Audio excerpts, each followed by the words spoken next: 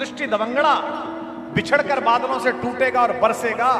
आपको पता भी नहीं होती बुंदेलखंड के किसी पर्वत श्रृंखला के छोटे कोने पर या किसी जगह मिट्टी में, जो लाल रंग की आपकी मिट्टी है, यहां पानी नीचे तक पहुंचेगा और प्रतीक्षा करते हुए कठोर बीज के कलेवर को कोमल करेगा और कोमल होने के बाद उसमें से बाहर निकलकर पहली पत्ती फूटेगी। कालांतर में वो पत्ती बड़ी होकर उस नीम के वृक्ष के रूप में पहुंच जाएगी बागेश्वर महाराज के मंदिर में, जिस नीम के वृक्ष के आकर दुनिया भर के आस्तिक अपनी जगत चिंताओं के लिए हाथ जोड़ेंगे, वो उनके घर में मंगल पैदा करेगा। किसी को नहीं पता। सबसे पहले निकुंज नाम के कोई बालक है, 23 वर्ष के आए हैं।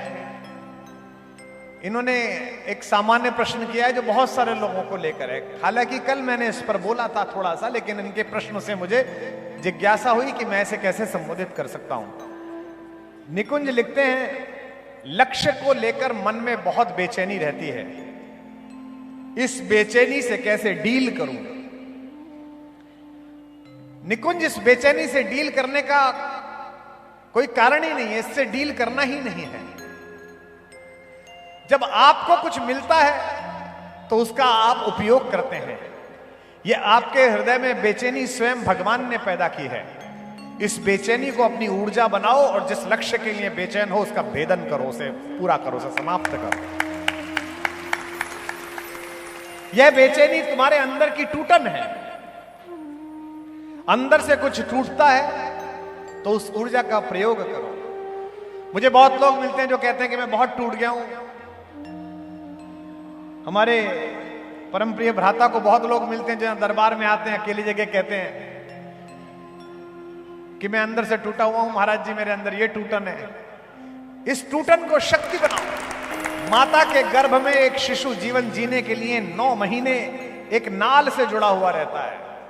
9 महीने बाद जब उसे लगता है कि उसका शरीर, उसके फेफड़े, उसकी आंखें, उसका मस्तिष्क, उसकी धमनियां, उसका हृदय, उसका यकृत सब इस योग्य हो गए हैं कि अब वो बाहर के सारे प्रपंच झेल सकते हैं, तब माता का शरीर परमात्मा की आज्ञा से उसे बाहर छोड़ देता है और घर की कोई बुआ, कोई सास, कोई दाई, कोई नर्स उसको मां से तोड़ देती है, अलग कर देती है। मां से टूटा तो ये जीवन पैदा हुआ जिसमें आप और मैं पैदा हुए हैं।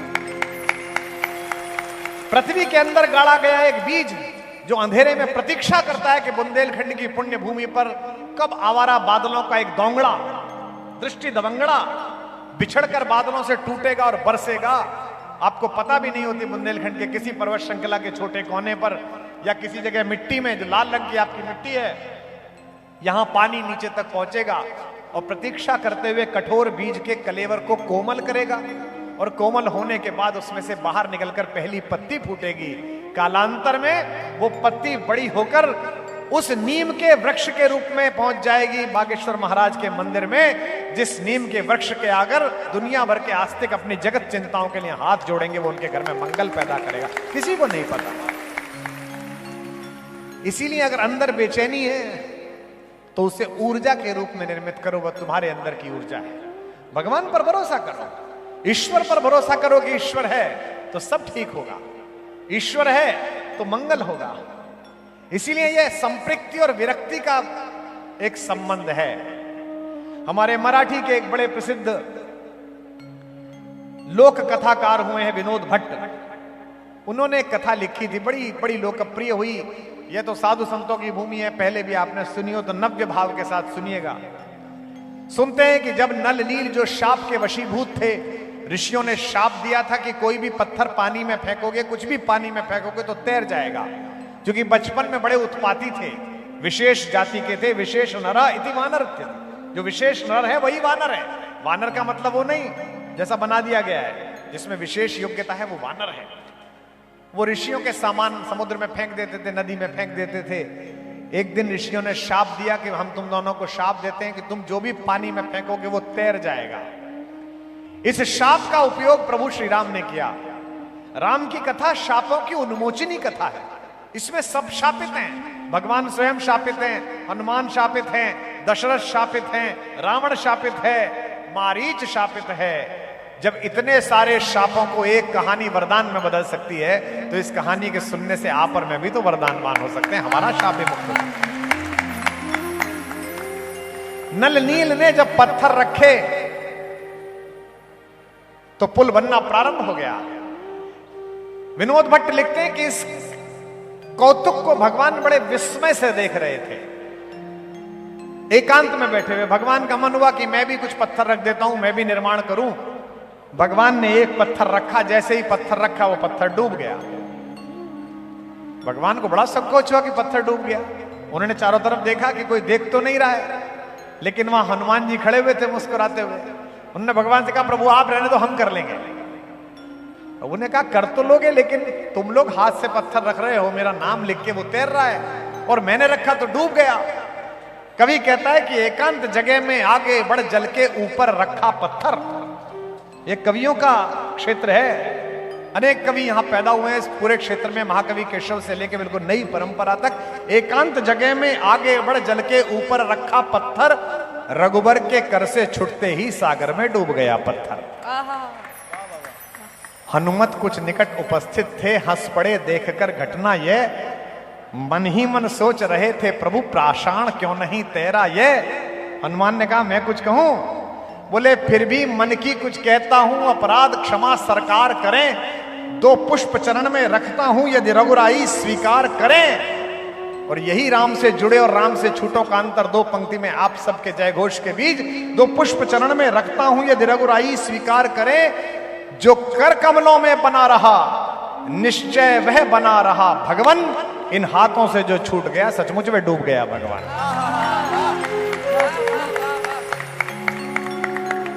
ये कवि कह रहा है हिंदी का। मैंने कल भी कहा था, राम सबके हैं, मुसलमानों के भी हैं, सिखों के भी हैं। दशमेश पिता गुरु गोविंद सिंह जी ने भी भगवान राम पर बहुत अद्भुत काव्य खंड लिखा है, खंड काव्य लिखा है। हर जाति के इस देश में जो पैदा हुआ है।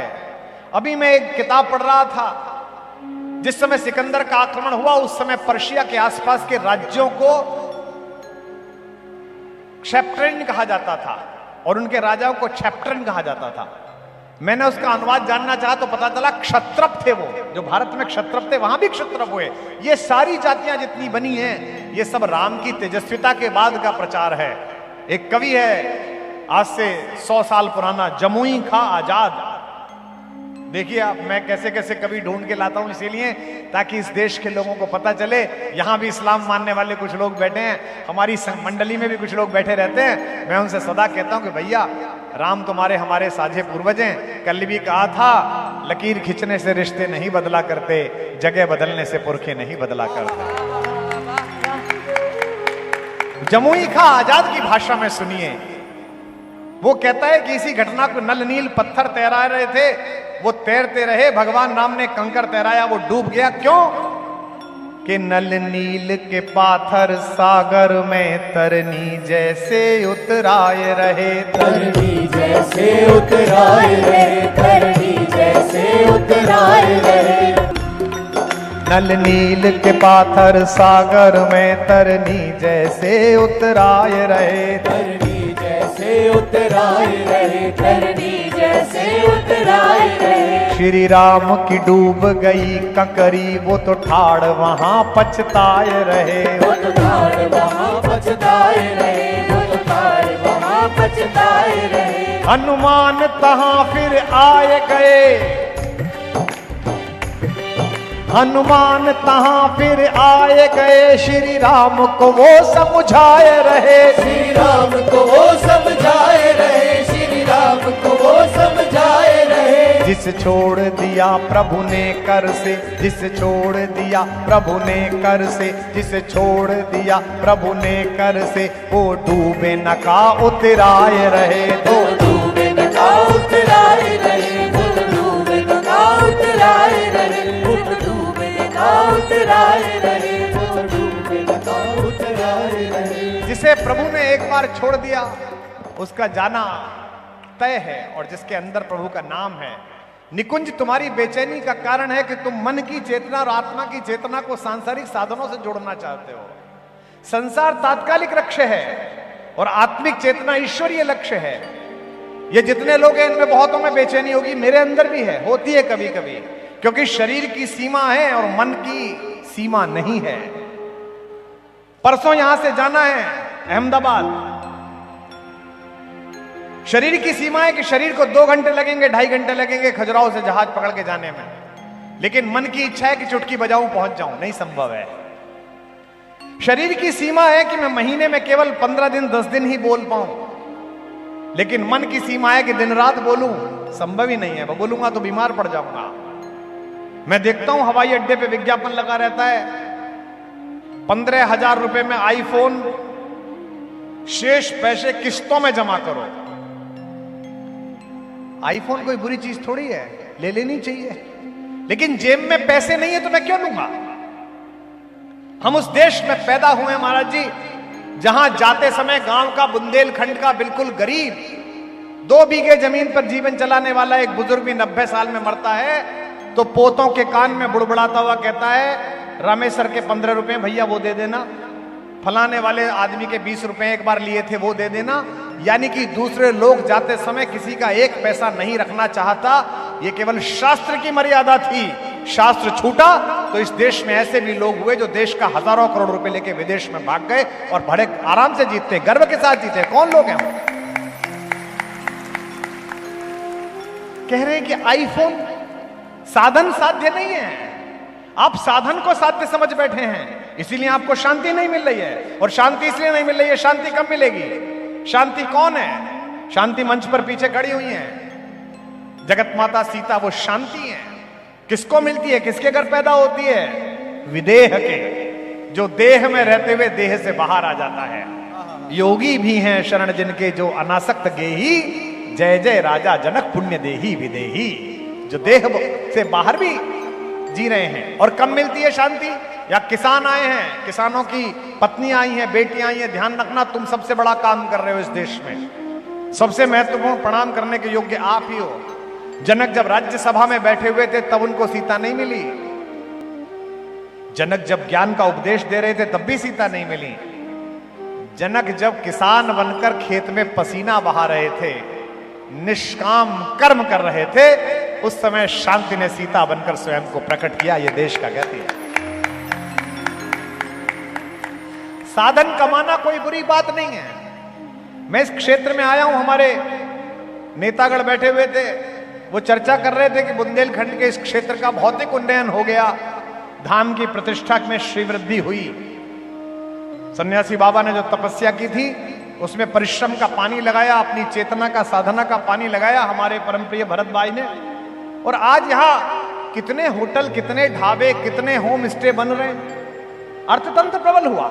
लेकिन उस अर्थतंत्र में लिप्सा सामान्य गृहस्थ की हो तो समझ में आती है, संत की नहीं होनी चाहिए, और है नहीं, इसीलिए यह बड़ा हो रहा है।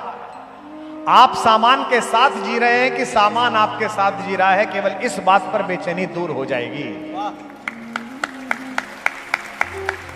कलकत्ते के एक सेठ जी थे, उन्होंने, जैसे महाराज जी यहां पर बैठे हैं, संत लोग बैठे हैं, ऐसे किसी गांव के अपने महाराज को, अपने पीठ के किसी पीठाधीश को, किसी पंडित जी को कहा कि पंडित जी कलकत्ते में बहुत बड़ी फैक्ट्री लगाई है, आइएगा पूजन कराने। बुंदेलखंड का एक पंडित, दिल्ली का एक पंडित चला गया। पुराने जमाने की बात थी, 1920-1931 की। सेठ के पास काफी पैसा था, सेठ ने सोचा कि पंडित जी को तर करके भेजूं, आहा खूब दक्षिणा देके भेजूं। फर्स्ट क्लास के डिब्बे में 2 ही सीटें होती थी, लकड़ी का डिब्बा होता था। उसने खूब सारे बर्तन, खूब सारे कंबल, खूब सारी दड़ियां, खूब सारे शॉल, लड्डू, पेड़े, घी के कनस्तर, पूरा भर दिया डिब्बा। थोड़ी देर बाद कलकत्ते का एक सेठ चढ़ा, उसके पास केवल एक सूटकेस था। उसने देखा कि महाराज बैठे हैं भगवा वस्त्र में और इतना सारा सामान। उसने कहा, महाराज प्रणाम, मैं कलकत्ते में व्यापार करता हूं। महाराज ने कहा, चिरंजीवी भव, स्वस्ति न इंद्रा, स्वस्ति न पूका, स्वस्ति न। उन्होंने अपना स्वस्ति वाचन कर दिया। महाराज कहाँ आए थे? भैया हमारे एक शिष्य यहाँ पर रहते हैं, बड़े यशस्वी, बड़ा धन उन्होंने कमाया है, उनका मन था कि हम आए और पूजन करें, तो उन्होंने सब ये। महाराज सब कहने की बात है, आप लोग महाराज हो, मौज ले रहे हो, तरमाल खा रहे हो, हमको आपको भी लोग लिखते हैं। हेलीकॉप्टर लेके, चार्टर प्लेन लेके राम का नाम लेने चले जाओ तो इस देश के लोगों के पेट में दर्द हो जाता है। कई लोगों को, कितने चार्टर प्लेन लेके राम का नाम लेने गए थे, तुम क्या समझते हो? कि हराम का खाने वाले ही चले, राम का खाने वाले ना चले? कैसे संभव है ये बात?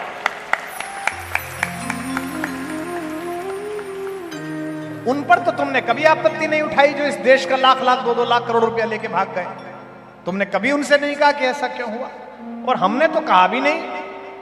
हमने और भैया ने तो कभी किसी यजमान से नहीं कहा भैया तू जहाज भेज या क्या भेज।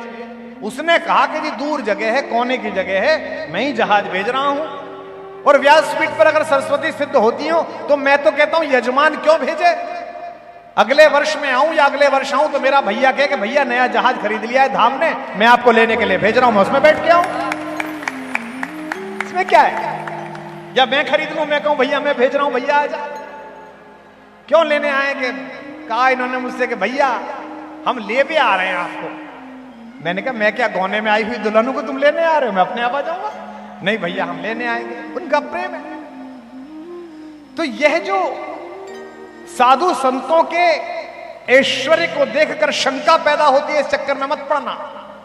सेठ ने कहा महाराज सब कहने की बात है, माल कूट रहे हो आप लोग, देखो क्या तरमाल भर रखा है पूरे डिब्बे में, और एक हमको देखो सूटकेस में।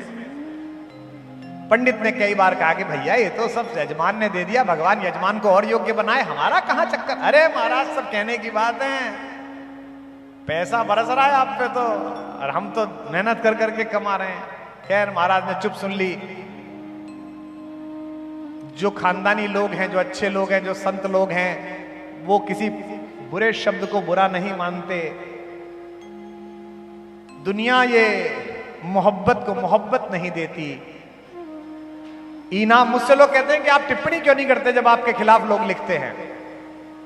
इनाम बड़ी चीज है, कीमत नहीं देती। देने को तो दे सकता हूं मैं भी उसे गाली, लेकिन मेरी तहजीब इजाजत नहीं देती। पंडित जी इतने अपशब्द सुन के भी चुप रह गए। सुबह ही सुबह प्रयाग में संगम पर गाड़ी रुकी। उस जमाने में रेलवे स्टेशन से संगम दिखता था, सामने ही चलने पे नदी थी। 5-6 बज रहे थे। पंडित जी ने जगाया सेठ जी को कि सेठ जी उठो, कहा नींद में हो? सामने संगम है, प्रयागराज, माता गंगा और माता यमुना। एक बड़े ठाकुर के चरणों से अभिषिक्त, एक छोटे ठाकुर के कर्तव्यों से अभिषिक्त, आओ स्नान करने चलते हैं। सेठ ने कहा कि पंडित जी सामान? अरे बोले भगवान ने दिया है, भगवान रक्षा करेगा, चलो। वहां इंजन बदलता था, आधा पौन घंटा लगता था। पंडित जी सेठ जी को लेकर स्नान कराने चले गए। अब सेठ जी एक तो डुबकी लगाए और 1 लाख ट्रेन पे रखे कि ट्रेन चली कि नहीं चली। अब जैसे ही ट्रेन में दूसरा इंजन जुड़ा और ट्रेन ने सीटी वीटी मारी तो नदी की धारा के बीच में सेठ जी भागे। पंडित जी ट्रेन, पंडित जी ट्रेन। अब पंडित जी खाए पिए थे, दंड पेलने वाले, देसी घी खाए हुए। उन्होंने सेठ जी का हाथ पकड़ लिया। बोले सेठ जी कहां जा रहे हो? अभी तो अक्षय वट के दर्शन करने जाएंगे पल्ली पार। इसके नीचे राम जी बैठे थे, जिसके नीचे राम ने रात बिताई हो, उस मिट्टी को चरण से लगा लोगे तो सब कुछ मिल जाएगा। क्या रखा है ट्रेन वेन में? अब तो भाई साहब जल बिन मछली की तरह सेठ जी तड़फे। पंडित जी तुम्हारा दिमाग खराब हो गया है क्या? सामान है। अरे बोले सामान आता जाता है। सेठ जी फिर परेशान हुए। नहीं पंडित जी आप पागल हो गए, मुझे छोड़ दो। अब सेठ जी कुश्ती लड़ने लगे पानी में। ऐसा लग रहा था ग्रह और गाज का युद्ध चल रहा है। कभी सेठ जी ऊपर, कभी पंडित जी ऊपर। किनारे तक दोनों आ गए, लथड़ पथड़ हो गए। रोने लगे सेठ जी के, पंडित जी मेरे पैसे हैं उसमें 10,000 रुपए रखे। उस जमाने में 10,000 रुपए 1 करोड़ के बराबर थे। 10,000 रुपए रखे। पंडित जी मैं लुट जाऊंगा, बर्बाद हो जाऊंगा। आपका भी सामान रखा हुआ है, इसीलिए तुम चिंतित हो, इसीलिए तुम लक्ष्य के कारण कष्ट में हो निकुंज। पंडित जी ने सेठ का हाथ छोड़ते हुए कहा कि जाओ सेठ जी, तुम्हारे पैसे नहीं जाने चाहिए। सामान मेरा भी रखा है, सामान तुम्हारा भी रखा है। बस तुम में और मुझ में इतना अंतर है, मैं सामान से अलग था, यानी कि सामान मेरे साथ सफर कर रहा था, तुम सामान के साथ सफर कर रहे हो। केवल यही अंतर है। इसलिए निकुंज इस बात की बेचैनी छोड़ दे जो तू सोचता है, और एक ही बात सोचा कर, बागेश्वर धाम आया कर और प्रणाम कर बालाजी को। और हर बार ये सोच के जब तुझसे ना सुलझे तेरे उलझे हुए धंधे, भगवान के इंसाफ पर सब छोड़ दे बंदे। जब तुझसे ना सुलझे तेरे उलझे हुए धंधे, भगवान के इंसाफ पर सब छोड़ दे बंदे। खुद ही तेरी मुश्किल को वो आसान करेगा, जो तू नहीं कर पाया वो भगवान करेगा। यहां से आगे तेरा काम। यही गीता कह रही है, गीता भी यही कह रही है कि फल की चिंता मत कर। और तुम तो ऐसे दरबार में बैठे हुए थे कल जहां तुम्हें चिंता होनी नहीं चाहिए थी। सुबह ओले बरसे, पानी बरसा, सब चिंतित हो गए। आधे इन्हें फोन करें, आधे मुझे फोन करें, मुझे फोन करें कि होगा क्या, और इन्हें फोन करें कि रुकवा दो। हमने कहा जिसने कराया है वो जाने, आज कराए, कल कराए, रात को कराए, ना कराए, मुझे क्या चिंता। राम जी ने कहा था बागेश्वर धाम आओ और कुछ मेरे बारे में सुनाओ, अंजनी तने हैं, इनको राम का नाम सुनने का मन है, तो मैं किस बात की चिंता करूं जब मेरे साथ रघुनाथ है। तो